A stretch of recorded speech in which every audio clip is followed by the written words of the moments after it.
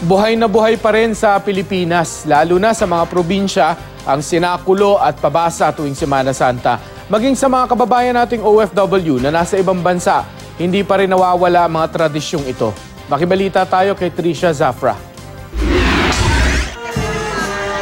Tuwing Semana Santa, dinarayo ng mga mananampalatayang Katoliko ang pagtatanghal ng senakulo sa Malolos, Bulacan. Taong 1914 pa raw nagsimula ang tradisyon na ito ng mga taga-barangay Tikay at hanggang ngayon buhay na buhay pa rin ito.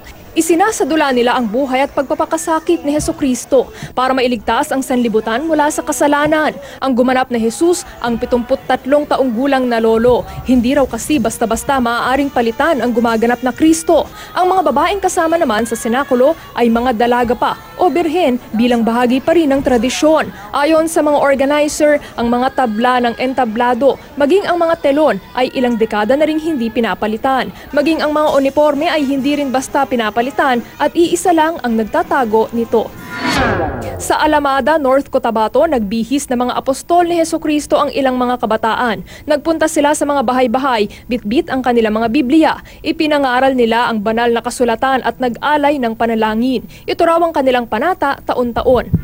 Sa kabila naman ng modernisasyon, buhay na buhay pa rin sa Bangged Abra ang tradisyong tinatawag na abong-abong. Ito ang pagtatayo ng mga pansamantalang istruktura sa gilid ng kalsada na nagpapakita ng pagpapakasakit, pagkamatay at muling pagkabuhay ni Jesus. Taon-taon, sama-samang nagtutulungan ang mga residente na buuin ito. Nasa ibang bansa man, hindi rin nakakalimutan ng ating mga kababayan ang paggunita sa Semana Santa.